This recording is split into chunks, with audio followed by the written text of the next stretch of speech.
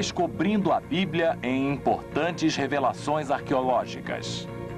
Os manuscritos do Mar Morto. A visão do consenso. Versão brasileira Dublamix, Rio, o deserto da Judéia. Quilômetro após quilômetro de pedras ressequidas e declives inférteis, terra de pastores beduínos e contrabandistas. Através do milênio, esse eterno deserto da Terra Santa teve pouca paz, enquanto uma civilização combatia outra para a supremacia das regiões. Agora uma nova guerra está ocorrendo, não entre exércitos, mas entre estudiosos, sobre opiniões e teorias. Hoje, a batalha é sobre quem detém a verdade relativa a um conjunto de textos antigos. Os pergaminhos do Mar Morto. Era início da primavera de 1947. Um beduíno solitário levava seu rebanho a pastar quando ele avistou um buraco num declive. Sempre sonhando com um tesouro enterrado, Muhammad El-Hamed, com o apelido de O Lobo, jogou uma pedra ao acaso e ficou espantado ao ouvir o som de cerâmica quebrando. Muhammad entrou na caverna, adaptando-se à escuridão. Ele viu várias vasilhas intactas, encostadas na parede. Retirando o conteúdo, ele correu para fora e olhou com decepção para rolos de couro velho e apodrecido. Maldizendo sua sorte e colocando o pacote sob sua camisa, Muhammad correu para Belém. Lá ele contou sua história ao sapateiro e vendedor de antiguidades nas horas vagas, Khalil Eskander Shahin, melhor conhecido como Kando. O beduíno disse que queria usar os pergaminhos para consertar suas sandálias. Ele queria fazer tiras de couro. E Kando, sendo um profissional, disse que não seria possível.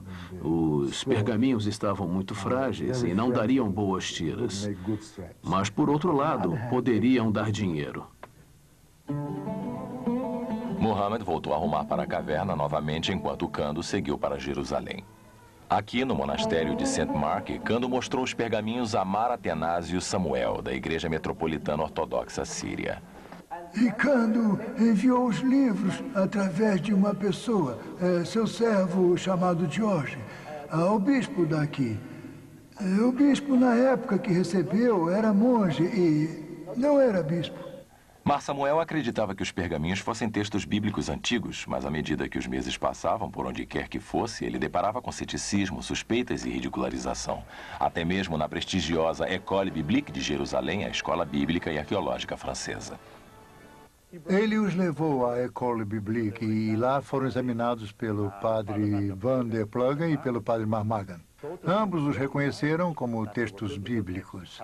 Abacuque e Isaías foram identificados, mas eles achavam que nenhum manuscrito poderia ter sobrevivido por 2000 anos. Então foram descartados, todos como forjados. Enquanto isso, Muhammad voltou à caverna com mais pergaminhos. Ele o vendeu a um mercador de Belém pela régia soma de 7 libras palestinas.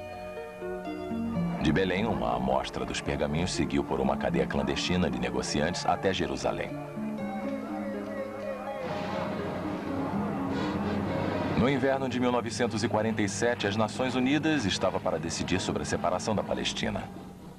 Viajar por Jerusalém se tornava cada vez mais perigoso e a cidade foi dividida em 2 zonas separadas, uma judaica e outra árabe, com arame farpado e passes militares controlando a movimentação.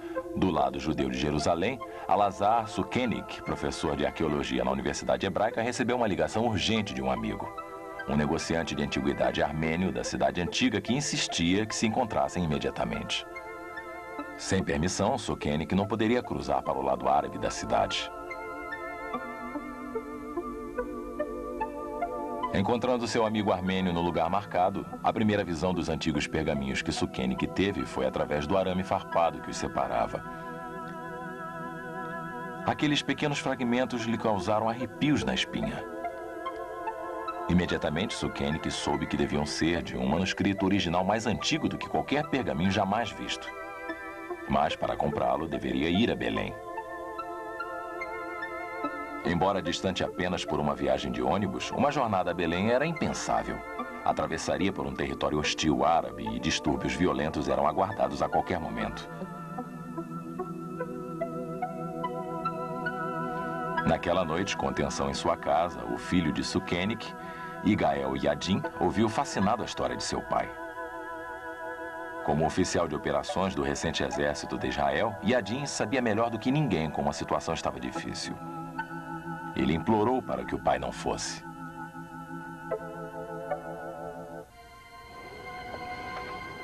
Na manhã seguinte, 29 de novembro de 1947, Sukenik, vestido de trabalhador palestino, entrou no ônibus para Belém.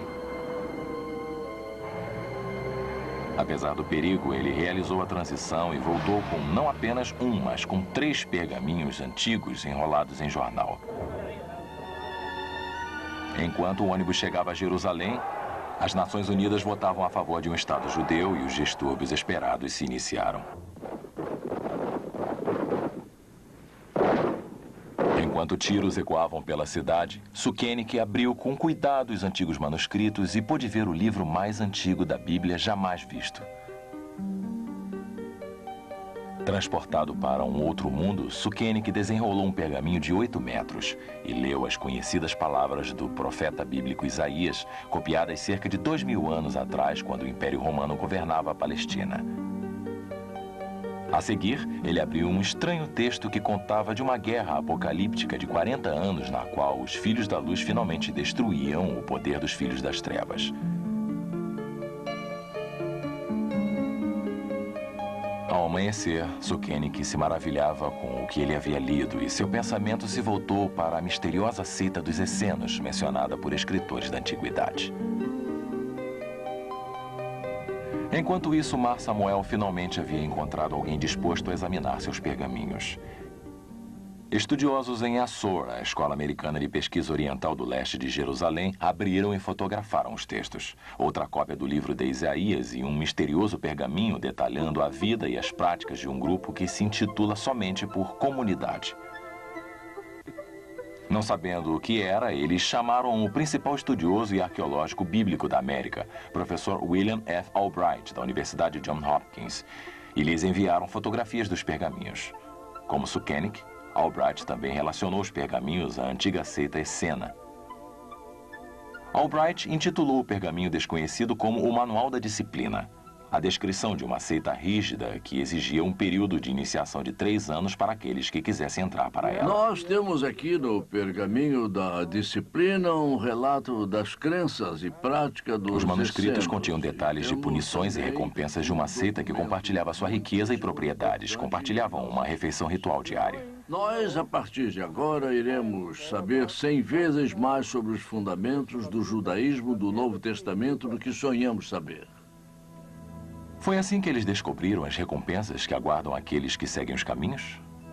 Bênção duradoura, alegria, vida eterna e uma coroa de glórias. Um manto de majestade em luz eterna.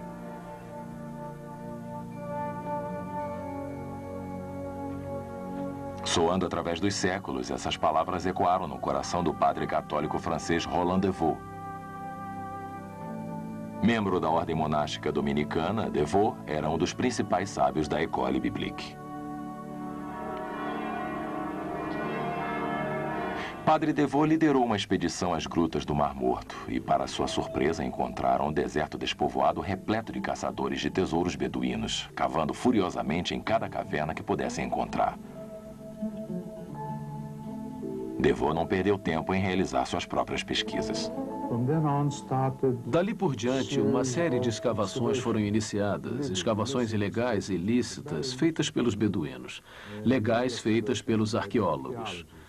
E lamento dizer que os beduínos geralmente eram sempre os primeiros. De apenas um local, a Caverna 4, os beduínos retiraram cerca de 15.000 fragmentos, resquícios de cerca de 800 pergaminhos. A princípio, as autoridades pagavam por cada fragmento como um achado em separado, e acredita-se que os beduínos tenham partido vários pergaminhos para aumentar seu ganho. Um mar de fragmentos de pergaminhos inundou o Museu Rockefeller de Jerusalém Leste. E muitos dos menores fragmentos ainda estão em cofres mantidos nas caixas de cigarros originais onde foram trazidos pelos beduínos.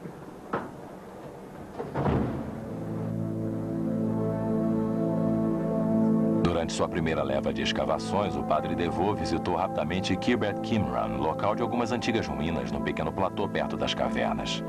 Mas ele erroneamente descartou o local como escombros de um antigo forte romano, completamente irrelevante para a história dos pergaminhos. À medida que os estudiosos de todo o mundo começaram a analisar os textos publicados, eles se recordaram das palavras do geógrafo romano do primeiro século, Plínio, o Ancião. Na terra oeste do Mar Morto estão estabelecidos os essenos, um povo adorável, o mais extraordinário do mundo, vivendo sem mulheres, sem amor e sem dinheiro, tendo apenas as palmeiras por companhia. Essas poucas linhas eram a única pista da antiguidade para a localização da comunidade essena. A descrição levou DeVoe de volta às ruínas de Kibbet Qumran, dessa vez para escavar. Quase imediatamente ele encontrou jarras de pergaminhos idênticas às encontradas nas cavernas. Este é um dos vasos que foram encontrados nas escavações pelo padre DeVoe. Ele foi criado especificamente para os pergaminhos do Mar Morto. Podemos ver que, por exemplo, o comprimento dele é mais ou menos do tamanho do pergaminho do Mar Morto. Os pergaminhos do Mar Morto eram enrolados em linho e depois colocados nesses vasos especiais. Notem que esses vasos têm na parte de cima um dispositivo para serem trancados. E assim os pergaminhos foram guardados por quase 2000 anos. No total, as escavações desenterraram mais de 30 prédios. Nos escombros de um aposento desmoronado de um segundo andar, DeVoe reconstruiu um objeto de 5 metros de comprimento de lama, tijolo e gesso. Apesar de seu formato estranho, DeVoe o considerou como a mesa onde os escribas trabalhavam copiando os textos sagrados. Quando 3 tinteiros foram encontrados, ele, confiante, denominou o aposento de Scriptorium. A identificação desse aposento por DeVoe como sendo o escritório definitivamente lacrou a ligação entre as cavernas e as ruínas. E sua descoberta, sem dúvidas, marcou um dos pontos altos de toda a escavação. Sabe, disseram que 2 tinteiros não fazem uma biblioteca, um lugar onde os livros sejam copiados. Mas quando vemos que a tinta dos tinteiros se encaixa com a tinta dos manuscritos, houve a certeza da cópia dos livros. E espera-se que os que eram dedicados ao estudo da lei, eles precisariam de cópias da lei, e eles certamente no deserto tinham tempo para fazer isso eles mesmos.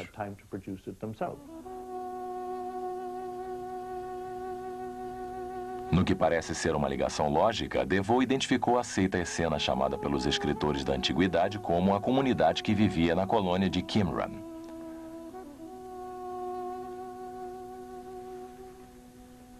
Aqui, DeVoe supõe que eles tanto compunham quanto copiavam os pergaminhos que depois esconderam nas grutas vizinhas.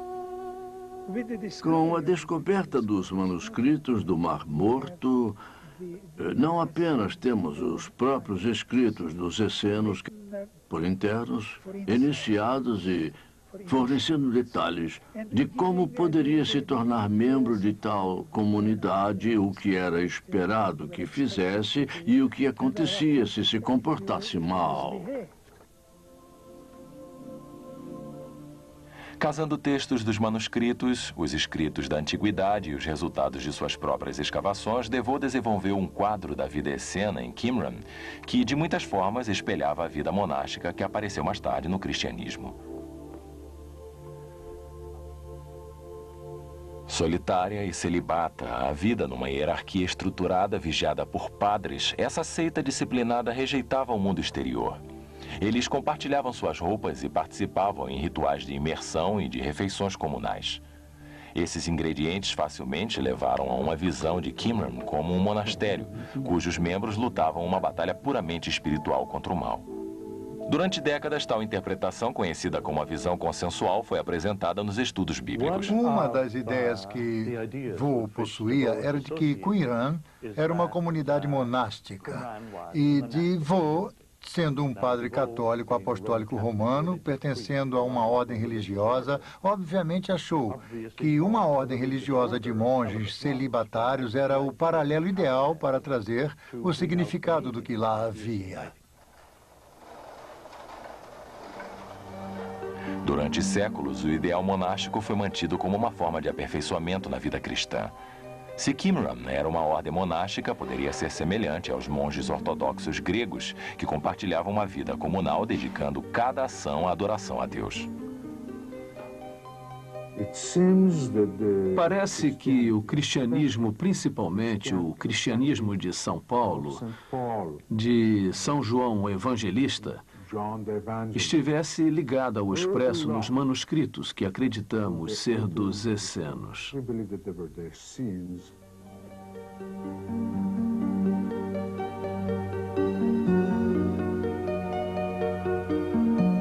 A sala de jantar era o maior aposento do complexo e DeVoe o considerou como o local onde a comunidade fazia sua refeição ritual. Há um texto nos pergaminhos que fala de uma refeição comunal, na qual o pão e o vinho são abençoados. E isso é um paralelo muito próximo da Eucaristia cristã.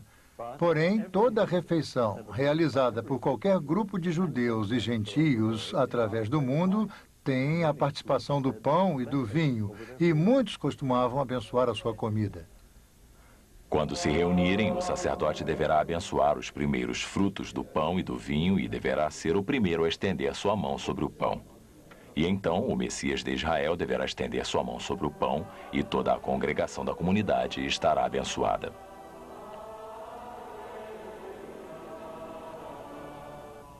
Este é o retrato da última ceia, e a ideia de Eucaristia vem depois, através dos escritores do Evangelho, que estaríamos comendo o pão, que é o meu corpo, ou o vinho, que é o meu sangue.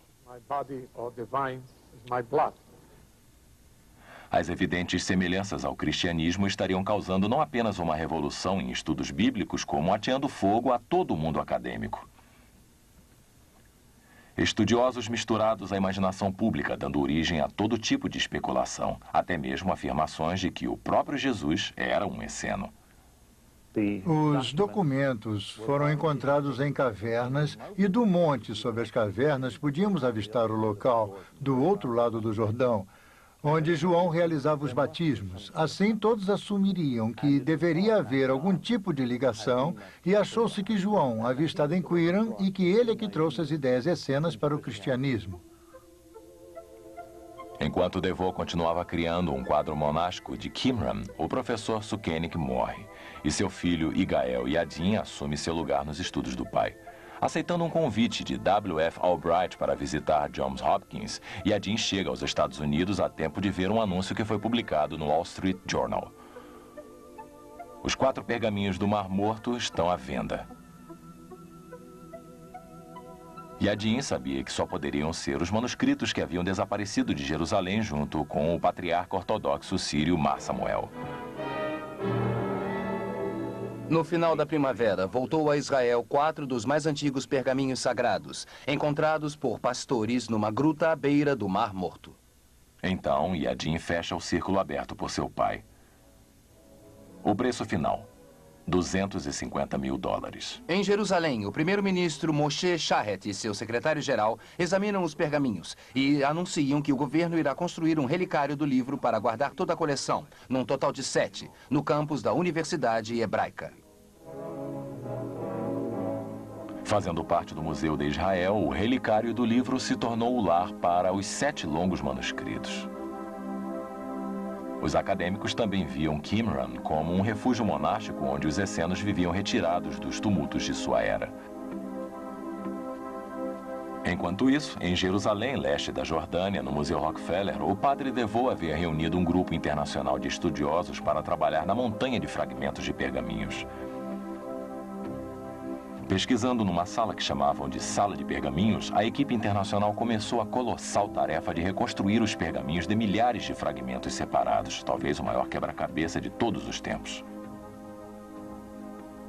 Mas não demorou muito até que a divergência surgisse entre a equipe e cercava um dos mais singulares de todos, o manuscrito de cobre. Na Caverna 11, perto de Qumran, os arqueólogos descobriram um manuscrito não apenas em pergaminho, como os outros, mas em cobre. O que nele foi revelado foi demasiado para DeVoe. Era a primeira vez que um pergaminho antigo era escrito em metal e ainda por cima em cobre. Porém, o que nele havia escrito era um relato de um tesouro ainda não descoberto.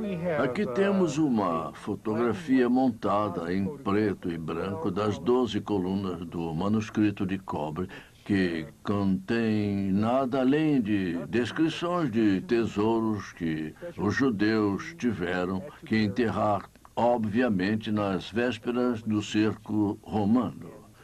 E junto com o tesouro há também pergaminhos enterrados que são mencionados no texto. É um documento que nos diz onde encontrar um tesouro e estamos falando de coisas de verdade aqui. De ouro, de prata, coisas que deixarão todos ricos. Os manuscritos de cobre deram asas à imaginação, mas a lista de tesouros enterrados não se encaixava com o quadro feito por Devoe de uma vida monástica pobre. Ele concluiu que seria um trabalho de ficção e anunciou sua descoberta ao mundo. Uma coleção, disse ele, de tradições sobre um tesouro enterrado. Foi encontrado por estudiosos em Qumran, trabalhando num sítio, e o padre Devoe e seus colegas ficaram horrorizados com isso porque ela ia de encontro com a ideia, com a doutrina de que uma seita habitava Qumran, uma seita pobre de essenos, como eles poderiam ter tais tesouros. Então o padre Devoe, de forma bastante conveniente, fez um anúncio dizendo que o manuscrito era uma mentira. Sentindo que sua visão consensual estava sendo ameaçada, Devoe começou a encarar o manuscrito de cobre como o trabalho de um escriba esseno enlouquecido.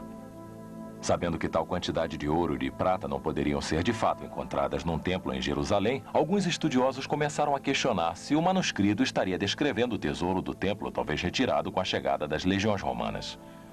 Através da evidência do manuscrito de cobre e de outras evidências, encontrar os manuscritos em Massada, por exemplo, está bem claro hoje em dia que todos os manuscritos tenham vindo de bibliotecas de Jerusalém e tiveram que ser escondidos assim como os tesouros da capital. O que a princípio parecia um debate comum entre estudiosos se transformou numa controvérsia incendiária. Porém, um escândalo ainda maior estava sendo criado, relativo ao crescente número de estudiosos aos quais se recusava a permissão para ver os muitos manuscritos não publicados. O mundo inteiro aguardava que os fragmentos de pergaminhos viessem a público, mas ao invés disso a equipe fez deles um monopólio. Se auto-intitulando os editores dos textos, durante décadas recusaram acesso a seus colegas estudiosos. Alguns viram nisso uma conspiração liderada pelo Vaticano em Roma. A equipe inicial era principalmente católica. Eles eram padres, monges, abades, monsenhores. Parte da Ordem Católica Dominicana, a École Biblique é colocada sob a autoridade direta da Comissão Bíblica Pontifical do Vaticano, um grupo de cardeais e de consultores reunidos para monitorar a correção dos estudos católicos. Em 1955, o padre Devoe havia se tornado membro consultor da comissão. Isso havia causado dúvidas sobre a imparcialidade da equipe internacional e também levou a suspeitas sobre se havia uma conspiração católica tentando suprimir material sobre Jesus. Se era uma espécie de cristianismo antes do cristianismo, ainda existem por aí teorias no sentido de que sejam informações secretas sobre Jesus e os apóstolos, havendo um forte e especial interesse no que poderia ser uma teoria válida sobre a ligação entre João Batista e os essenos.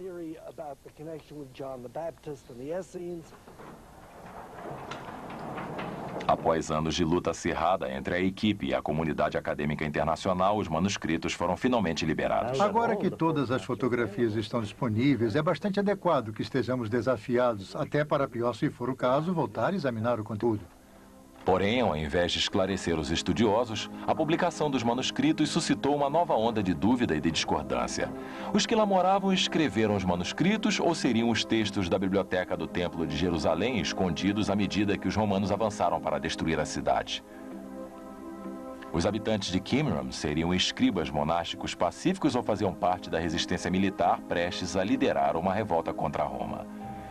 Em apoio de tal argumento, alguns apontam para manuscritos sectários encontrados na vizinha fortaleza de Massada e o possível projeto militar da torre de observação de Qumran. Mas, acima de tudo, nenhuma vez os manuscritos mencionam o nome esseno.